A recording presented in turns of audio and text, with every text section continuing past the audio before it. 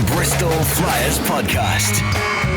Hello, welcome back to the Bristol Flyers Podcast, powered by Matchday Live. I'm Joel Osborne, and here's Sam Hardy. Sam, how you doing? I'm Joel Osborne. Yes, doing very well, Jolie. Had a lovely few days of exciting Flyers action over the weekend, which we'll come on to later. But apart from that, doing very well. Let's talk about it now. I'm still not over that 23-point win over London Lions on Sunday. I mean, we've not had a chance to really talk about the Thursday either, which we will come to.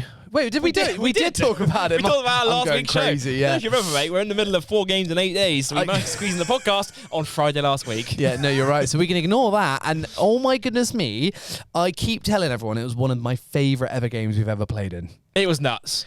Just one thing that just something that just warms the heart, Joel, is reaching 100 points. I don't know what it is. I know. Especially at home as well. The fans love it. They always like, we want 100. You know, occasionally we've got to that point where we've hit the 99s and the 98s and whatever, but we've been on track, but the last 2-3 minutes we've not quite done it. Like we were at 95 with 5 minutes to go or something, weren't we? And I was we're definitely making the 100 this time. Sam, we're an offensive team this year. We like to get points up, and we like to get them up in a hurry. Crazy 23-point win over London, which meant the Flyers overturned their 11-point deficit to the Lions from Thursday night, and in the process, Sam, we punched our ticket to the SLB Trophy semi-finals. Well, we didn't actually shout about the 12-point deficit. I know 11-point, but the 12-point win too much, did we? And during the game, I didn't want to make a thing of it because you only told me halfway through that if we won by 12, we'd punch our way through, like you say. Yeah. But I was like, flipping it, we're doing it. We're killing it, aren't we? Well, it got to 14 at one point in the fourth quarter, about 4 minutes to go. Got a bit nervy at times. I didn't want to say it too loud, but then we just went on a run and won by 23 in the end. So, that means we've got a home semi-final coming up. We have 2 semi-finals, obviously aggregate score. I love aggregate score. Yes, look out for the home date, by the way. We don't know who it's going to be yet until after the last round of fixtures, which will be this weekend, because we play Leicester on Friday. So once that round of fixtures is played, the final standings will be set in the north and the south. We'll know who we're facing, and we'll know the dates of the home and the away legs. Now, I'm sure we will talk more about the actual details of the game when our guest is fine. You might look like we don't have a guest. We do actually have a guest this time. Yeah, well, you look at if you're watching on YouTube, you'll see it's just Sam and I in the studio. However, we're recording this as a little intro before our guest arrives because we do have a guest in the studio. We have producer Dan here as well, Jolie. We do have producer Dan here as well. Producer Dan, how are you, sir? Hello, I'm not the guest. No, I'm never the guest. The reason we're actually doing it without a guest at the moment is because producer Dan has got a mysterious meeting in between 3 and 4:30, which he hasn't told us about. Is he going to tell us on air or is it not? It's really not that interesting. I just didn't. I can't really miss it. What is it? It's just Bristol City versus Leeds pre-match meeting. Oh, right. With everybody there, so I kind of have to be there. Obviously not important. The Flyers podcast takes full priority. Absolutely. Of course. Dan, how are you, my man? What's been going on? What's been going on in your world at the moment? There's been a bit of basketball in my life again this weekend. A lot of trophy action, of course. Funnily enough, actually, I was working on the Cheshire Caledonia game, which tipped off an hour after you guys. So all of us that were getting ready for the Cheshire game went, how are Bristol getting on? They've just reached 100. What? Everybody turned and started watching the end of the Bristol game because it was incredible. Yeah. So it was a good afternoon. I don't like you calling it Bristol. I just don't like it. I know we are, but just something within me. I need you to call it Flyers. Okay, fine. Flyers. Everyone turns to watch the Flyers game. Thank you. I was going to say, imagine your schedule is just as busy as ours because we're just coming out of 4 games in 8 days. I was looking at the schedule. We've got 4 games in 9 days coming up from our game against Legia next week. Flipping heck. This is wild, isn't it? Yeah. I've not seen a season where the schedule has been this packed so early in the season. Obviously, you had the EMBL games and obviously have a lot of the home games, which we spoke about on last week's show because we don't have home games through Christmas. They sort of packed them up for the front half of the season. There's a lot of home games right now coming up. We were just talking about Christmas, actually. You've got probably one of the quietest Christmases, Joel, you've had in a little while over with Flyers games, This right? is true. So I have a game on the 19th, which is the Norway away game in the EMBL. And then there isn't a game after that until the 27th this year. Well, we face Leicester, I believe. Is that right? Leicester Riders away, and then after that, it's not one until the new year. We tend to have the Riders in that middle of Christmas, New Year sort of.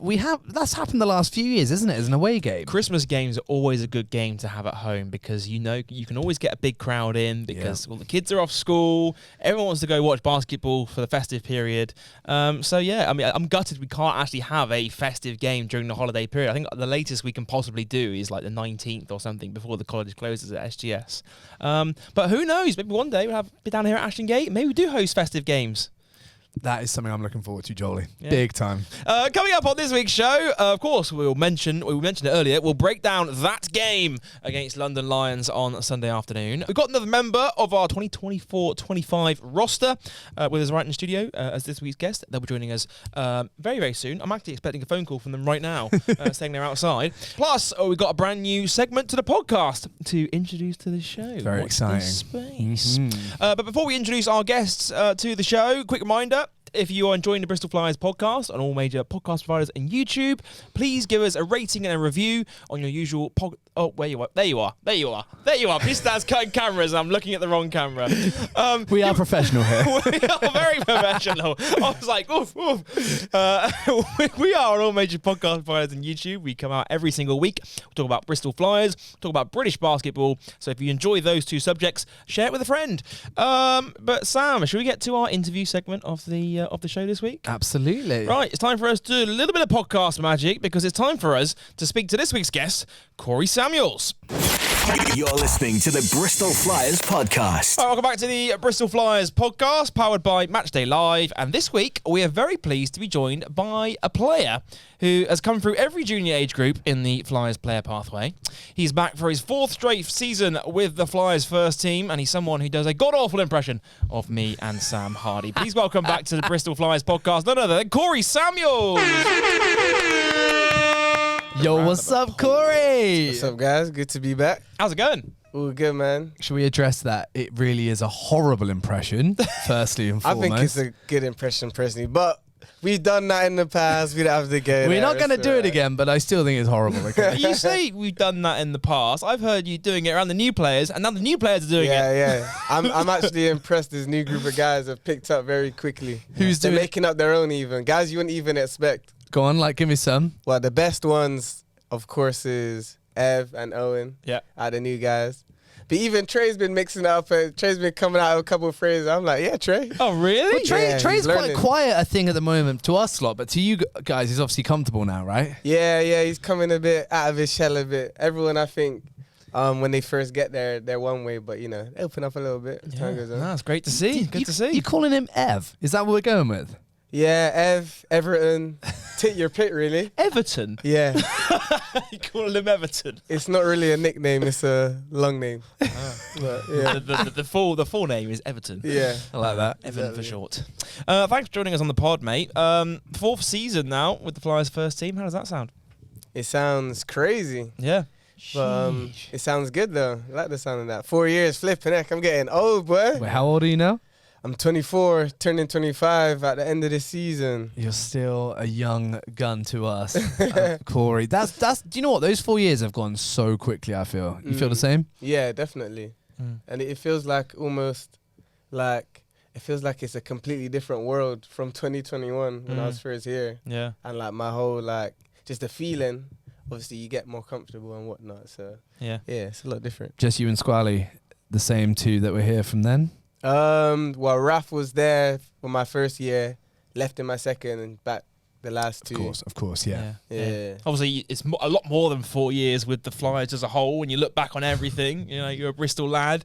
You've been here from the super young age, fresh out the womb, and onto the Flyers court. But obviously, being from Bristol, you're Bristol born, you come through the player pathway, now playing in the Flyers first team. It's a really good story for any the young kids that are currently coming through the pathway. But what is it for you that makes you want to keep coming back year after year for the Flyers first team now? Apart from the podcast and hanging out with us, okay. I mean, apart from that, I was gonna say that, so I'll think of a new answer now. good. Thanks. But I think it's just it's just the situation. I think it suits me. I feel like at the top of my list, same way I think everyone's coming at the start of the season is just winning some silverware. So I feel like definitely that is something that we need to get done as soon as possible, and we're all working towards that. So yeah. Well, more chances this year. Hey, we've got 4 competitions we're part of. We got 5 chances. Yeah, with EMBL. Yeah. You got EMBL, league, trophy, cup, playoffs, EMBL. Yeah. I don't care what anyone says. I still don't feel like the league. If you win the league but don't win the playoffs, it doesn't feel quite right, does it? It's weird, yeah. Yeah. It is a strange one, but I guess like, you know, there are more chances to win silverware this year, and I feel like, you know, you mentioned like Les and Raf all coming back, and Pasquale you had in, and then you've got players like Abuka coming back who knows the system, knows the club well already. Yeah. You're really starting to build that core at the Flyers now, which is important, isn't it? It's really important to have those players that keep coming back each and every season, because you don't want to be starting from scratch with a whole bunch of new players every season, right? Yeah, pretty much. I think that's like, I guess, one of those things where long term, that's sort of like we've been kind of building up over the years, and don't just want to throw away, start from scratch every time. So I feel like this is really like growing into something like quite meaningful. Not that it wasn't meaningful from the beginning, but I think like you said, it's just good to keep the continuation. And the more guys that we can retain, the better our chances for that upcoming season. That group putting the core in Corey, am I right? Yeah, putting the core in Corey. I love that. Should be the other way around, really. She's stand-up comedy, mate. Do you know that? Tell us about your off-season, Corey. What you been up to? Man, this off-season, what was I up to? Working out a lot at UWE and SGS. Got a lot of working with like Chris Bourne, which was great. Spent some time with family up in London and stuff. And just working on like different aspects of myself as a person. So we were talking like before the podcast that I'm starting to get a bit more into public speaking, which means I have to think about times when I say the word think. Is it think or is it think? Yeah, there you go. Little things like that. But just trying to round myself out and continue to develop and progress and think about how I can help other people. So I've been working on mentoring programs that I'm sure the Flyers fans will hear about very soon. So yeah. That's awesome. That is awesome. Yeah, and congratulations are obviously in order because you graduated now from the University of West of England. Thank you. There it is on screen. Wow, who's that guy? Look at that handsome dasher. Oh, look at some of the comments. You got VJ King giving the prayer hands in there. Yeah, Levi Bradley, you get the fire emojis. You got Buka with the heart emojis. That must have been a real special moment for you, Corey. Yeah, it was great, and I think just given my story, like, if you knew me in school, you wouldn't really think that I would get my head down and finish with a first class. And I kind of went an unconventional route. I started uni at 21, so a bit later, but I just really feel like I gained a lot from the process. So it was nice to have that day of celebration with my loved ones. And like both of my grandmas, every time I see them, they always let me know, oh, I'm so proud of you, you know. You did really well, really. So obviously it makes me feel good to make them like happy because they've done a lot. Like, if you look at their story coming over to this country in like the 60s when they were like, I think 17 and like 21, both of them, for them to kind of like pave the way to make it possible for like my parents' generation, and then we can like keep like building and progressing. So I didn't. So you're second gen. So your grandparents were the ones that came over here. Yeah. No. Where did they come from? So my dad's side is from Jamaica, and then my mum's side is from Guyana, which is in South America / Caribbean. But wow. Yeah. We actually when we were arranging this podcast, we asked you if you could bring your dad in, because and we want to do this as a separate episode, so we won't necessarily cover this too much on today's episode. But there's such a great story to tell and help around Black History Month. And we can do it later in the season. It hasn't got to be in October for Black History Month, but we want to save that for a future episode. But it's a really good story, isn't it? Yeah, I think it's very, like, on the surface, it's very, I guess, like, storybook. But I think a lot of the things, like, when you really, like, get into it, is very deep, I think. And it goes beyond the, like, oh, this is great, the first black bus driver in Bristol. And obviously, I'm proud that that's my granddad, but also, like, just the fact that, one, he was, I guess, doing something to benefit black people across, like, I guess, England, not just Bristol, but also stepping up as the man of the house, which I think is very important, something I'm recognizing the older I get, and like making that way to provide for his family against all the odds. So it's really big. That is awesome. Yeah, and one thing I didn't realise either was your dad. Sport runs in your family because your dad represented Great Britain in the Olympics as well, didn't he? Yeah. To be fair, I always forget to tell people that. I assume it's common knowledge, but yeah, he went to the Olympics in '88 in Korea. So yeah, and that was triple jump, right? Yeah. That's where he gets his springs from. That's where he gets his vertical from, Sam. No way. That's where I get it from. He competed at the Olympics? Yeah. 88. That is so. He inspired Jonathan Edwards. Is that what we're gonna say? Well, that's the word on the street. I'm not gonna say it came from me, but yeah. So we do want to get Vernon on, your dad, to do a future episode, because this is a whole. This could be a whole podcast in itself, and we're gutted we couldn't have him come in today. All because we just couldn't figure out a date to do which day we want to do the recording. Yeah, sorry about that. Admin issues on our side, but we will cover this story later on down the line. But Corey, I imagine with all the free time you've got in the summer now, because you've graduated from uni, you haven't got uni to worry about anymore. Full focus can turn to Flyers. Are you finding it easier now with that extra free time on your hands? Nah, 100%. I think just from a I guess scheduling standpoint, the whole running back and forth between training, lectures, and all that, that's just it's just kind of a weight off my mind type thing. I'm able to take care of myself better as an athlete, because before, we got games and we got practice and whatnot, but at the same time, I got these grades to get and these deadlines coming up, so I don't have to be doing all-nighters and trying to look all refreshed and that for training or a game, but I can take care of my body a bit better, which is great, and I think I'm seeing the benefits. Did you find that uni was pretty good at, obviously your pro career came first, you were having to go to the training sessions more often than, would you miss a few lectures doing that, and were they pretty good at catching you up afterwards and whatnot? For the most part, they were accommodating where they could be, but there were still some areas where I felt like they could do a bit more. So a lot of my courses assignment based rather than exam, which I like, but there was busy points in the year, let's say coming up to December exams, and we got European games and whatnot, and it's can I get a bit of leeway? Can I get a couple of days extra time? But there's nothing, obviously it's all through systems, so there's nothing in the system to say if a student's a professional athlete, they get a bit more time. So I struggled, I guess with that in my second year. So that was one thing that I had to really just be super proactive, starting stuff super early, but yeah.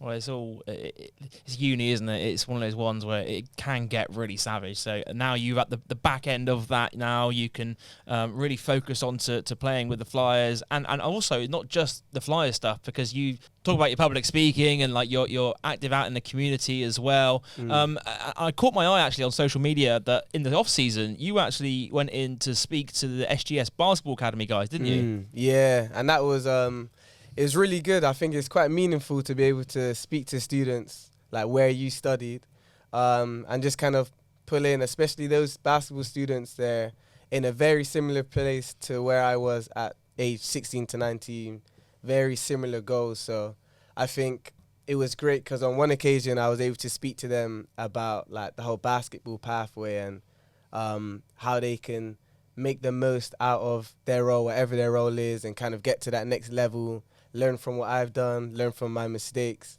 But then the flip side of that, which I'm very big on, as you'll probably come to find out, is kind of the whole life outside of basketball and not completely neglecting that side of things. Because as I said to you guys earlier, it came to me late at the age of 21.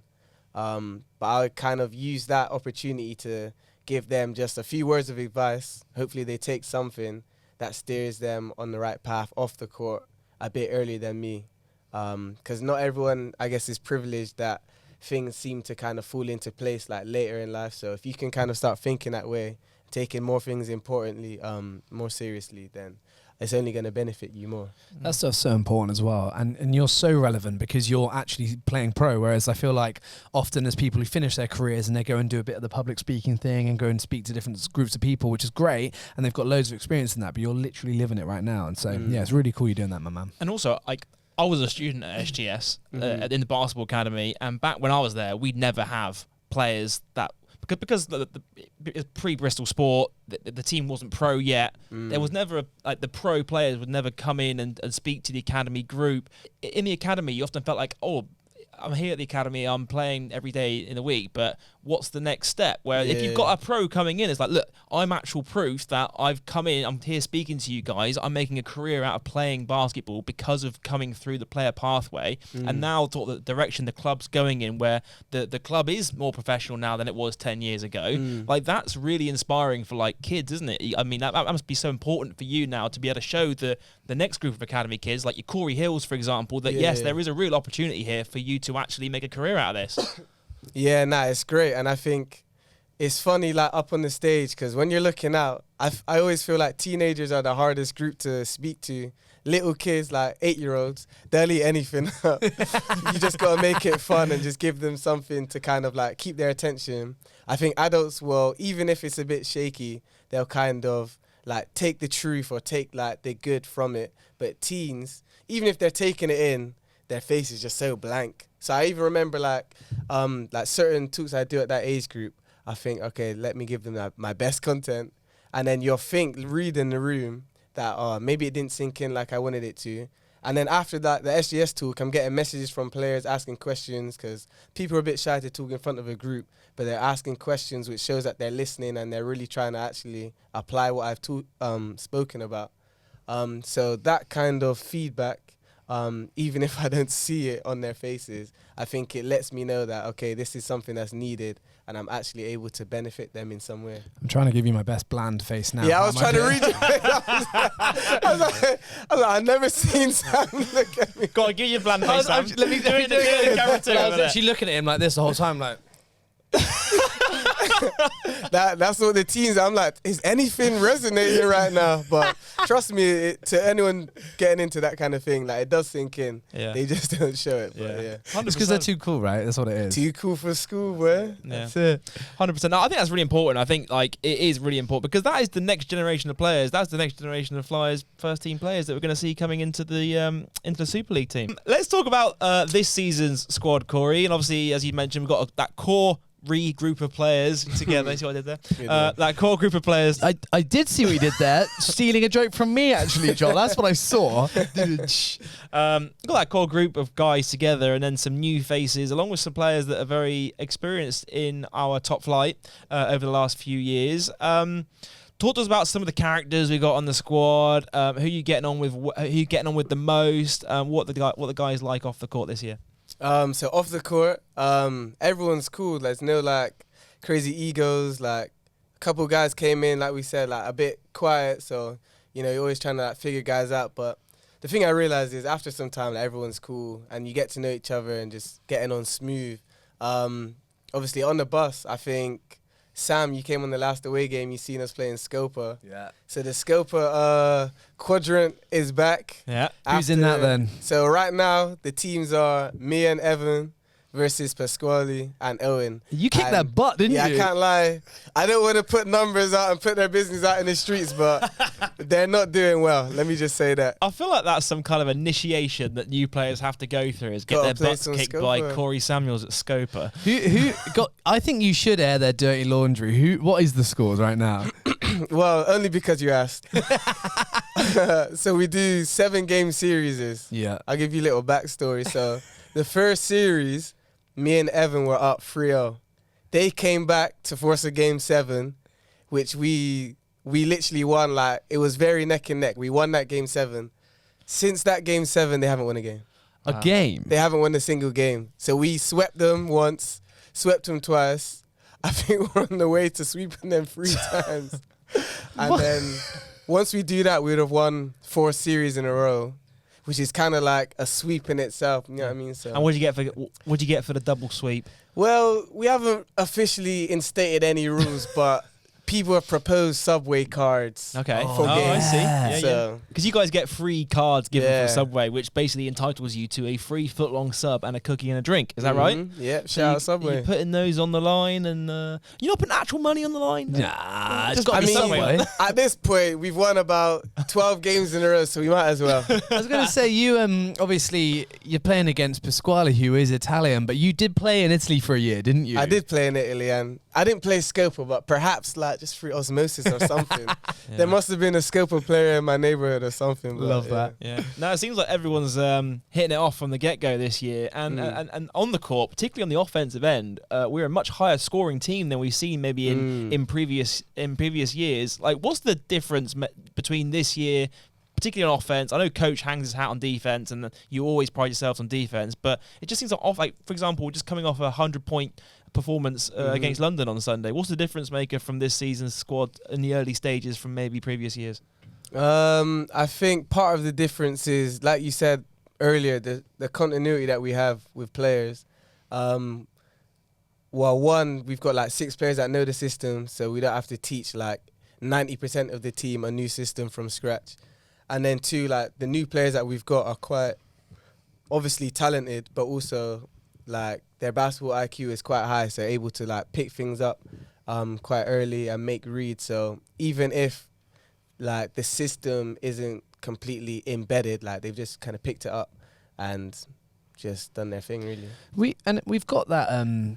It's for me. There's like a perfect like mixture of different players. You know, we've got the big guy in Damon, but then also Kendall is like that athletic guy who's doing unreal things. But not only that, one of my sneaky favourites the whole season so far is Trey. He is like, he can shoot threes, he is driving, he's got mid-range floaters, like nice little moves and finishes around like the hoop. Like he is so smooth, isn't he? Yeah, no, I can't lie. One thing that surprised me, obviously I knew he was a shooter, but I don't remember the last player I seen take so many mid-ranges. Maybe Mike Miller.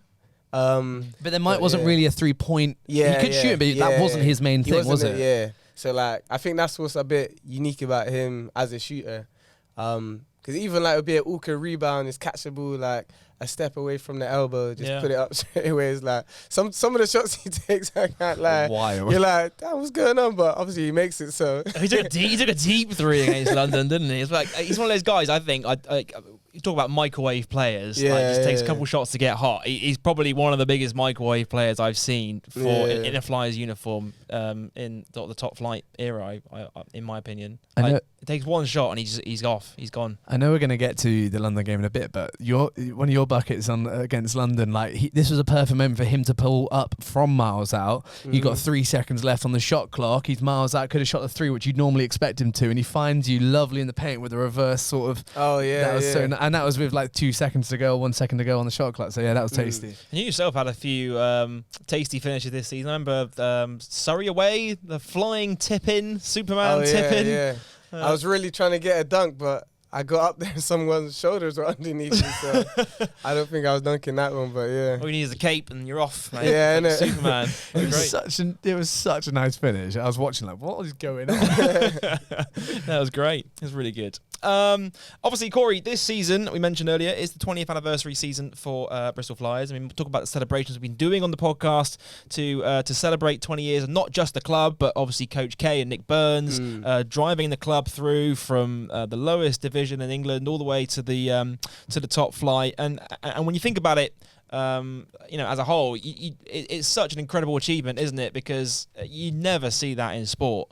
That some commitment to a single program and just growing it from the ground up, and the journey that the club has been on, it's been incredible, isn't it? Yeah, I think it's like, I mean, I was chatting to, I think it was Ebo last year or Pasquale or someone. It's like, we need a Netflix documentary for this story. Like, like you said, what team goes from like literally the bottom straight to the top and international competition?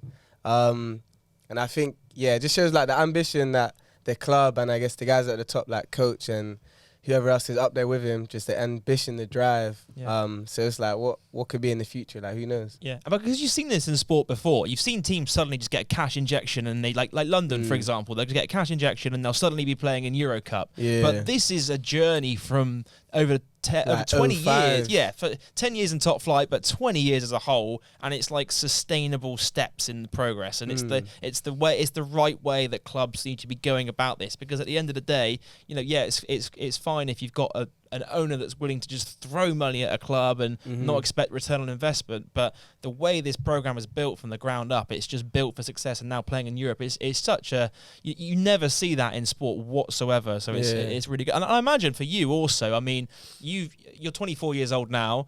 You started playing, I imagine, when you were around 5 or 6 in the basketball centre. So you've pretty much been here. In terms of the top flight, the first team Flyers, you would have pretty much seen it from afar throughout pretty much from the start of the journey, right? Yeah, pretty much. And it's funny when you look back at the pictures, or like, when do we see it? Maybe on socials here and there, or I'll see a picture from like 08 or something. And I'm like, is that what the court looked like? In my mind, it's like the NBA. You know what I mean? It's like, wow, this is incredible. And you look back, or you might see a clip, I'm like, oh, it's mad, like how different it looks. But it just shows like the growth of the club, and just like organic growth, like it's beautiful to see. So yeah, and you still see like a lot of the same faces that we see like every week volunteering. They've been there like for the whole time, which is like very unique about the club. And I think even players from other teams in the BBL or in the Super League. In the SLB? In the SLB. So we don't have a bucket this year, mate, so you have to forfeit. Good, perfect. But a lot of players, they sense it. A lot of guys I speak to, like, they know that it's different in Bristol. So yeah. Is that something you're talking about as a group as well, the importance of it being the 20th anniversary season this year, and you wanting to have a successful season for the programme, to make some history, and for Coach K as well, who's been there from the very start? I think it's definitely a point that's been made, but I think like even above like the 20 years, which is great. I think my mentality and of like people in general is, regardless of what year it is, the mission is to win. And I think maybe the 20 years plays into it. Like, we've been as a club working towards something for a long time, but regardless of like the story and like the history, like every game you're in that moment, every competition, you're trying to win that competition for that year. So, yeah. Can you remember when you first met Andreas, when you were sort of growing up through the player pathway? Can you remember your earliest memories of being coached by Coach K? Yeah, I can remember a few. I think, like, obviously his coaching style is very, let's say, fiery. Tough love. Yeah, tough love. Fiery. So, like, when I got to the academy, he was the coach. Obviously, it's very different to the way Chris Bourne coaches. But I think, the thing that just comes through is he just like searches for excellence. And if you're working hard, then you're going to be cool with Andreas. That's the main thing. But yeah, definitely like some stories from over the years. But we won't go. But maybe ones that aren't worth podcast mention. Yeah, I wouldn't say, Yeah. Well, what's he been like as a because obviously you talk about how long he's been involved and you've been there from pretty much start of your basketball journey, but what's he been like as a coach, a mentor to you, as a player? How's he helped you grow in your career? So the thing I like about Coach is you can tell that there's always that care. I mean, it's not always at the forefront of your mind, but when you like speak to him on occasion, like that care, like it does come across.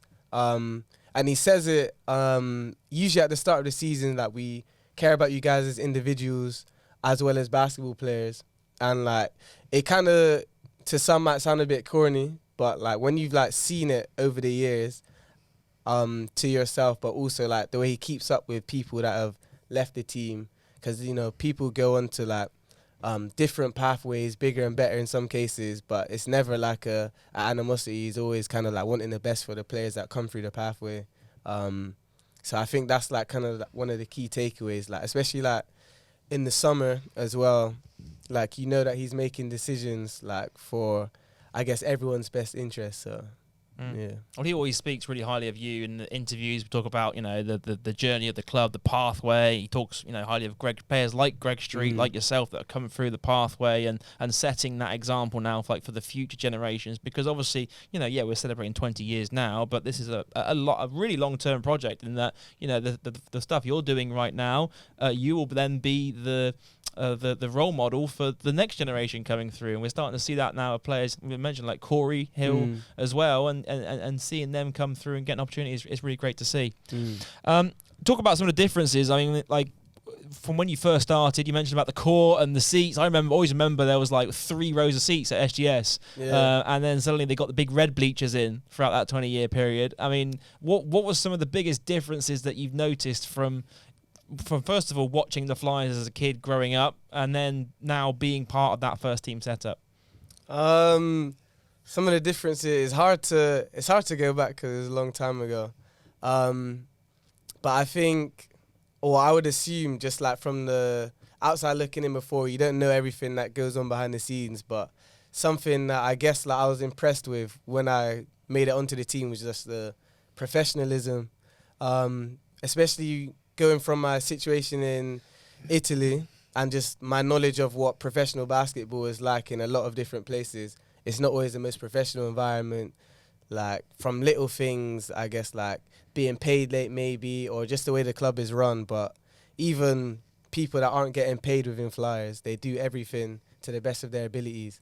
Nothing is done kind of like half-heartedly. So that's one thing that like definitely impressed me. I was talking to Evan's mum when they came and visited for one of the first home games of the season, I think. Yeah. And they were talking about, they were really impressed with like even just they turned up into his house and they just like there's a care package for them just when they first turn up, which I know doesn't sound like much, but it's just like there's little details which they think about here, which maybe other clubs haven't, had time to do or think about or whatever. And it just feels like there's a really, even though maybe we don't have the biggest gym or the biggest arena or whatever, like we have a lot of other things going on for us as a team and a community and whatever, don't we? Yeah, it's a proper like family club, and that's what one of the things that people say, like when we talk about our different, I guess, experiences. Like one thing people always say, like, yeah, we can tell like Bristol's like a family atmosphere, and it's not like it's not a workplace where people just show up, do what they're told to do and go home, but everyone's kind of going the extra mile. And I think that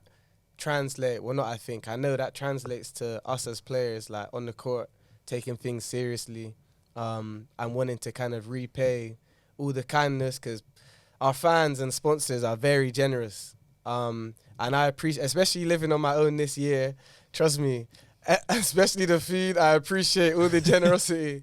So I think whether it's food or whatever it is, even just like people after the games just catching up with you real quick, we kind of repay that in our effort, like in the week, behind the scenes and on game day. Yeah, no, it's great to see. I'm exactly the same. I experienced that too. The way it's grown and the community that we've managed to build and things like this are a big part of that. Like the podcast is bringing the community together. It's building the fan base. I've really seen that at our end as well, and it's something that that you guys should be really proud of as well. So just growing that, and we're going to be celebrating the 20th anniversary season all the way through this year on the Flyers Pod. So keep your eyes peeled on like future guests and players that we get on to help us celebrate the 20th anniversary season. Corey, that was a good chat, but we've got a little fun game for you. So this is a brand new segment to the Bristol Flyers podcast, Corey, and it is our quickfire questions segment. However, we want you to answer with wrong answers only. For example, I might say something like name a yellow fruit, and you have to, you can still name a fruit. Orange. Yeah, there we go. Perfect. So it still has to be something like a fruit. Yeah, but, do you know what I mean? It can't just be. You can't just say yeah. something random. Basically, is what I'm trying to say. Are you ready with the clock, Sam? You got. I forgot you had that noise. I forgot that. It's been a long time since you've done this. I like that noise. It's my favourite. Producer Dan's going to keep score for us. If he answers correctly, it's wrong. So, 30 seconds on the clock, Corey. It's wrong answers only. Your time starts now. What is your name? James. What sport do you play? Football. Who is the head coach of the Bristol Nick Flyers? Burns. What building are you in at the moment? Brunel building. What noise does a chicken make? What does SLB stand for? Soon, yes. What do you spread on your toast for breakfast? Cheese. How many seconds are on a shot clock? 2. Finish this Super League team name. The London Bears. The jersey number... That's You can finish time. off the Okay, question. we'll finish the question. What jersey number do you play in C4, Samuels? 79.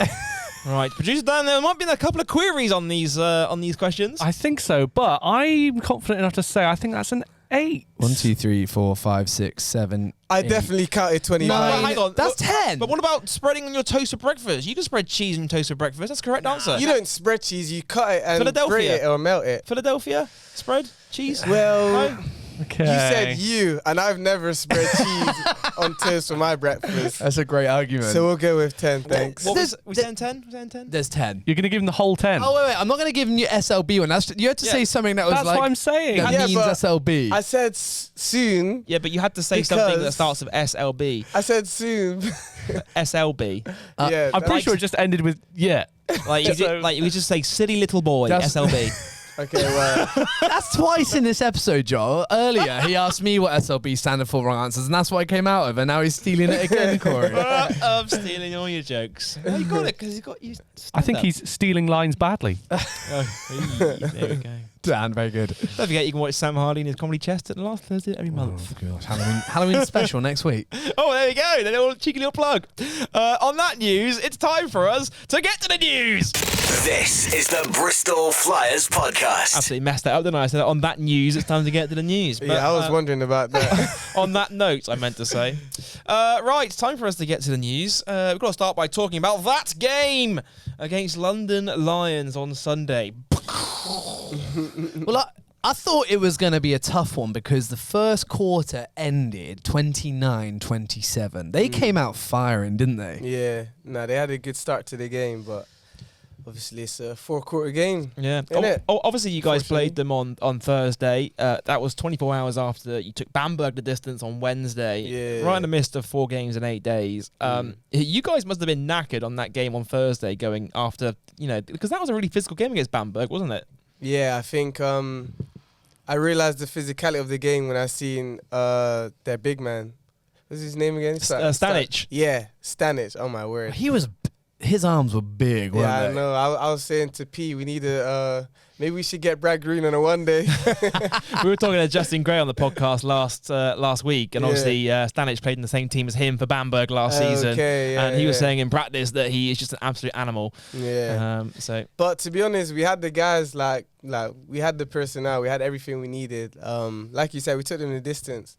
It's just disappointing that we couldn't just cross that line and finish it off, but it shows what we're capable of. So it's amazing taking the positives. Amazing what a couple of days rest can do from Thursday to Sunday, right? I mean, gosh, flip me.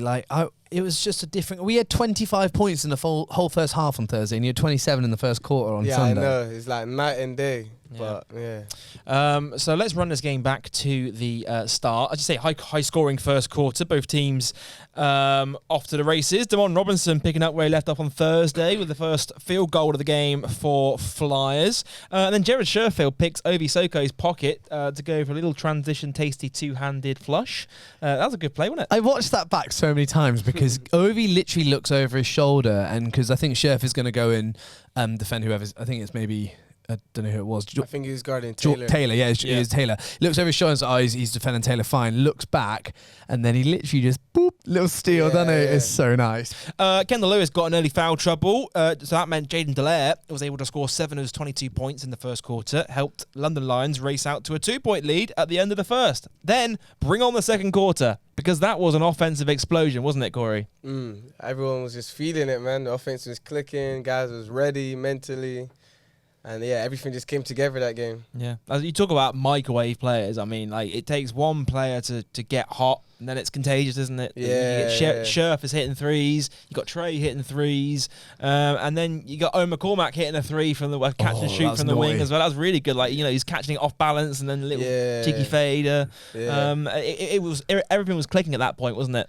Yeah, 100%. I mean, like you said, it's contagious. So that's how we got to come out and try and play every game. Obviously, it's not always that simple, but we're capable of it, so why not, We've got here Scherf gets that next dunk where he steals it again, but that was one of the weirdest steals I think I've ever seen, Joe. Have you watched it back? Yeah, so essentially it sort of bobbles out of I can't remember who it was for London. It was Dallaire. Was it? So it kind of bobbles out of Dallaire's hands. Well, what I think happens is Scherf is about to run back. Dallaire's going to make the outlet pass. But as he does, Scherf makes a little move back and he goes, I don't know if I should pass it or not. And he kind of half passes, half tries to stop it. It slips out of his hands. Scherf, and he falls over. And then Scherf just picks it up and dunked it. Dunks it, yeah. I didn't even see what happened at the time. I was obviously, we just scored. So obviously, good job. And get a drink or whatever. All I do is I look back and Jarge was dunking the ball. But It's funny because I watched the clip back and you see Coach Kapoulas like pointing down the bench like because he's expecting the guys to have got back on defense. So he's like pointing down the bench trying to bring a sub on, and he just hears the noise and he just turns around and just sees Jared Sherfield just hanging on the rim backwards. And then he does his coach thing of the whole. Yeah, good job. Just how he drew it up. Yeah, exactly. But that wasn't the only big dunk because literally the play later, Keely Johnson comes away with the steal, Obi Soko chasing him down, and this probably is one of the biggest plays, if not the biggest play I've seen this season. It was incredible. That play was crazy. And I think the thing that made it like even crazier because there was another chance in the game. I think he tried to lay it up, and then he looked at the bench. He's like, "Damn, I should have dunked it." Innit? Yeah. Everyone's like, "Yeah." Then that time, obviously, he wasn't letting the opportunity escape in it. So he's driving the ball down the court. Looked at him, just went up and dunked it. I'm like, yo. He didn't just look at him. If you watch it back, you know, like normally you'd have a quick look to see who's coming and whatever. Yeah. He almost like stares at him like, come on then, come on then, boy, what you got? Yeah, You know, he challenged him. I've noticed that about Keely a lot this season because he doesn't only do it with dunks; it's the chase down blocks as well. Yeah, so he'll like a bit like LeBron, where he'll like slow down and then speed up. He's waiting for them to release it and that must be so intimidating as a player when you've got someone like that chasing you down. Or the same thing when you're going up, like just no fear that you know he's super athletic and just get to the rim like off like in 1 or 2 steps. Yeah, it's mad because like I don't think like obviously Keely's like very skilled, but you don't think like he's the most athletic guy in the room necessarily. And especially those chase downs, I'm sure guys are thinking, I got like a easy one. Even I got caught lacking in practice. I'm like, okay, I got an easy one. And then like obviously you just see this guy's hand on the ball, like damn. Yeah. But he gets up so quick, so yeah, it's good stuff. He does a great job to not get called for goaltending as well. 'Cause Yeah. both times So I think hard. he's like pinned it just as the ball's about to be hitting the just in backboard. time. Yeah. So What does that do for like your momentum in a game? I mean, it just lifts everything to like another level. Like especially we're already playing well, and then that happens. So now everyone's like excited. Everyone's like, you can see us like laughing, joking around. It just puts everyone on a high, and then it just makes everyone just play with so much more confidence. And it's almost like when everyone's playing well, it almost feels like you can't like put a foot wrong type thing. So I think it's sick. It's just one of those like only basketball can give you that kind of feeling. Do you know what I mean? So. everyone in the country sick of watching it back though because it's been posted about 4 times on the SLB social media. Gone nuts with it on social media. Gone nuts with it, but he needed it. It's probably player of the season in my opinion. Big shout out to Will Cooper, who's getting some unreal shots as yet, and his little GIF that he put out on the socials this week that you guys shared as well has the best angle of that dunk I think out of all of them. You put a GIF out? I didn't even see it. Yeah, it's unreal. Yeah, I need to we check it out. collabed with it on Bristol Flyers, so go check out our recent Flyers posts on there. Maybe I need to turn on post notifications. Maybe you did turn on post notifications. I think like you did. folks sitting at home. Yeah, 100%. There you go. Little free plug there. And if you are following along on YouTube, push the little bell so that you can Get all the future podcast episodes into your subscriptions, and so that'd be great. Where are we? Right, into the back end of the second quarter. Flyers actually doubled up London in the second period, by the way. 31 points to 15, which gave Bristol a big lead going into the second half. with 58, weren't we, in the first half? Yeah, it was. Which is a wild. Bearing in mind, on Thursday, our final score was 65. So we were 7 points off the final score just at the half. Yeah, that was crazy. And the lead never dropped below double figures in the third quarter. It got close at one point, but it never dropped below double figures. Demond Robertson sank a 3. Then Kendall Lewis hit a 3-point play. And then free throws from Kendall Lewis. You hit a tough layup as well. It was such a tasty. You had to do it like that as well, didn't you? Yeah, I had to get off mad quick. Yeah, it's nice. That was tough. I like that. And obviously, did you know coming into this game that you needed to win by 12 or more to punch your ticket to the semi-finals? Was that a thing you were talking about? Well, I guess someone was aware because we were talking about it during the game. Yeah. I wasn't aware of what the actual, like, how the standings and everything was shaking out. Yeah. But, like, during the game, it was like, yo, we need to win by 12. Like, it's good that we got this lead, but we're up 15 right now. So it feels great, but really, we're up 3. Yeah. Yeah, Yeah, well, I mean- Obi Soko with a big dunk made it a 14-point game with 3 minutes to go, which is 95-81. And then I kind of want to talk about this because this was like obviously this was a super dangerous play, but Obi obviously got disqualified. Jared got the steal, broke away for what was going to be a two-hander, and then you just see sort of Ovi run behind him, and literally as he takes off, just a huge push in the back, like almost taking his legs out from underneath him. And that is, like, especially at SGS, where you've not got much space behind the court, like the referees are, in my opinion, straight away, right decision.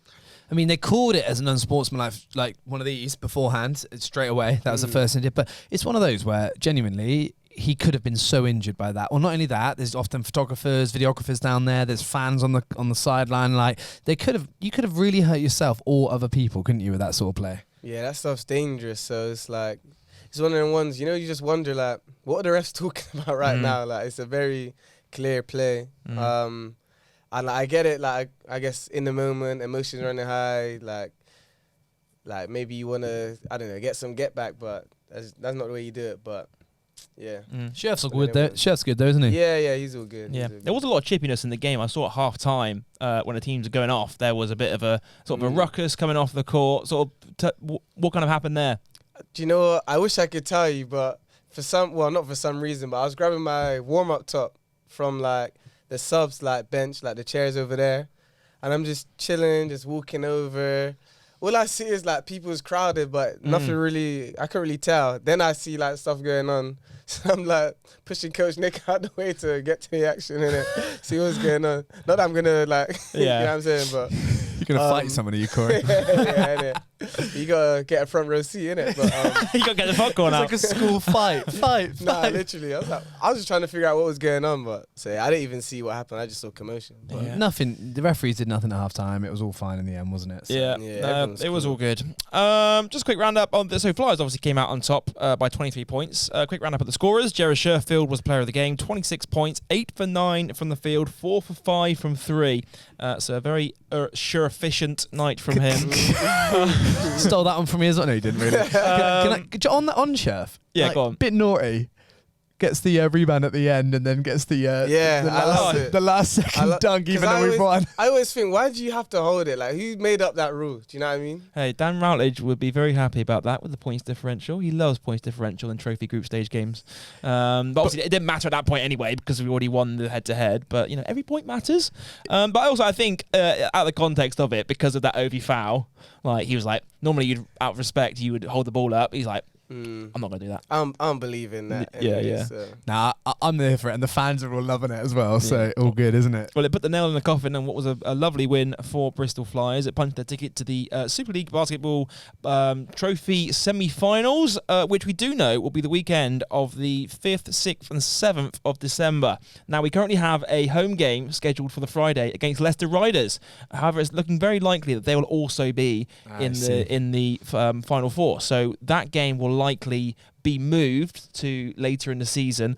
Lots of movement will happen. We're going to be home and away, aggregate score. I hate aggregate score. And keep your eyes peeled is what we can say. So we'll know more after this weekend's action of when the home and the away legs will take place. And ticket info, we'll announce ticket info as well. So that was the game all wrapped up. Other news to get to. Trey Tennyson and Jared Sherfield both named in Team of the Week. Wouldn't be Team of the Week without 2 Bristol Flyers players in there, would it? Has it been every week now? They've had at least two. We've had at least one every week. At least one. I think the last 2 weeks we've had 2 players in there. Unreal. Which is great to see. Both of them very efficient out there on the court. Other news to get to. We've got to talk about Loyal to the Game pre-order. We've launched a retail range in partnership with Loyal to the Game. It consists of 18 items, both adult and youth sizes, and they're now exclusively online for pre-order for a very, very short window. Pre-orders are open for the next 2 weeks. The pre-order deadline is at midday on Friday, November 1st. The estimated arrival of anything pre-ordered will be on Friday, November 22nd, so plenty of time before the big day. That is Christmas. With the option of checkout for home delivery or click and collect from the Bristol Sports Store at Ashton Gate Stadium as well. Nice. Please note all the items are made to pre-order, so therefore cannot be refunded. So make sure you get the right size that fits you. There's full size guides, by the way, over at Bristol Flyers website, bristolflyers.co.uk. And just click on the shop button and you can find out more.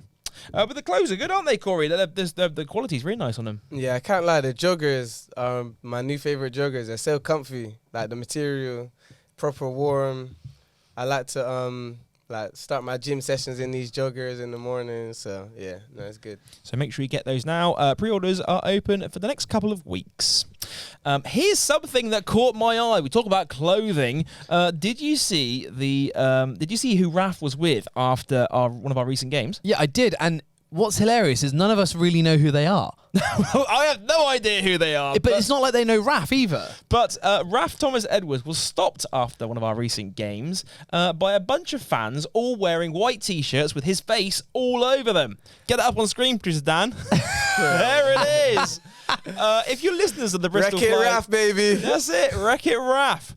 If you guys are listening to the Bristol Flyers podcast or watching this clip, please make yourself known to us because we want to ask you all about them. Corey, when's your face getting put on a T-shirt? I mean, with that, I don't think I could top it. So you know what? Let Raf have it. What we should do for you is we should have a picture of your face and then underneath have like 2 bits of dynamite, C4, put like this, and it's like a skull and crossbones but with dynamite, and that would be C4 Samuels. I mean, yeah, it's pretty creative. Yeah, I see what I'm doing there, Joe. Okay. I'm going to make that for you. I'm going to get that sorted. Watch this space. Watch this space. And now you are up to date with this week's news. This is the Bristol Flyers Podcast. All right, time for us to get on to the mailbag segment. And we always end every episode of the Bristol Flyers podcast by opening our mailbag and digging out the questions that the fans have sent in to our studio guest, which is you, Corey.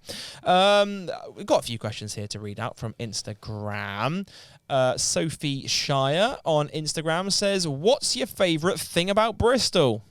My favourite thing about Bristol is the community. My friend asked me this the other day on his YouTube show, actually. Oh, really? I think, Bristol's I think a lot of the social circles are quite interconnected. It's almost like you're 2 people away from knowing everyone. But, so I like that. Got a lot of friends over here. Everyone's very tight-knit, so, yeah. Great stuff. I've got another question for you here from a certain, I don't know if you know this person, Quiet Soul _8. Interesting. And that's the Bucharest way, by the way, on Instagram. How was your time in Turkey for that beard transplant, is what he said? Oh, this guy's hilarious. Well, do you know what? I've never been to Turkey, for one. And for 2, I just appreciate the fact that he's acknowledging the growth. It took me about 24 years to grow this, what I'm working with. I was going to say, it's coming along quite nicely now, right? Yeah, it is actually. Side strap. Just in case the fans really wanted to see it. He's so mean, isn't he? I mean, what do they say? Something like compliments is the greatest form of flattery or something. Insult is the greatest form of flattery. That's it. Something like that. Something like that. GEO R3G on Instagram says, how tall were you at 15? At 15, great question. I think at 15 I was about 5'7", 5'8", roughly. Yeah. And what are you now? 6'1". Nice. Yeah, he's looking over. It's a 6'1". I'm looking on Pro Ball. It tells you 5'11". But well, Pro Ballers don't know what they're on about. Height. Go on. Final question from producer Dan. What do you reckon? Yeah, let's do it. Producer Dan, got a question? Oh, on the spot. I would say, how is the vending machine company coming along? Wow. So there's some big news in the vending machine space. Yeah? Yeah, some big change ups. You guys will be hearing from me very soon. I'll say that. He's keeping his cards very close to his chest here at the Bristol Flyers podcast. So watch this space. And that's going to do it, I think, for this week's episode of the Bristol Flyers podcast. Corey, thanks for joining us. You enjoy that one? Thanks for having me. Yeah, it was a good one. It was very, very good. I enjoyed that a lot. That what number podcast is this for you now? You must have been on quite a lot. It's got to be 15, 16, something like that. Yeah. You get an award when you get to 10. You get like a testimonial. Yeah, we retire your number. We're on 82. We're on 82 of them. Thanks, Corey. Appreciate having you, mate. That was really good. Thanks so much, Corey. That was a great chat, wasn't it, Sam? Really, really enjoyed it. Really, really enjoyed it, Joel. Sam, anything else you want to add before we wrap up this week's episode of the show? Yeah, quickly. You know we did the sounds at the Flyers. Yeah, go on. Helen does well. Corey asked us to add another one last week, and it's for when one of the teams like arguing something or get something wrong. And I just want to play it all to you now, so you to listen out for at the actual game. You ready? Yep. Learn your rules. You better learn your rules. If you don't, you'll be eaten in your sleep. Great. Thanks for the suggestion, Corey. Listen out for that one, folks. Yep. Keep your ears peeled for that. And also keep your ears peeled for future episodes of the Bristol Flyers podcast, Sam, because I'm getting my phone book out and we're digging out some of the old contacts from over the last 20 years. And if you've got an idea of who you want us to speak to for our 20th anniversary season, you've got a favourite player from years gone by, let us know. hello@bristolflyers.co.uk or reach out to us on socials. It's at Bristol Flyers on every single major social media platform. And that's it for this week's episode. Next week, we're going to have to do it a bit later in the week, I think, because we've got Legia Warsaw on Wednesday, and it's the start of 4 games in 9 days. Gosh. We'll have an offline meeting about that one.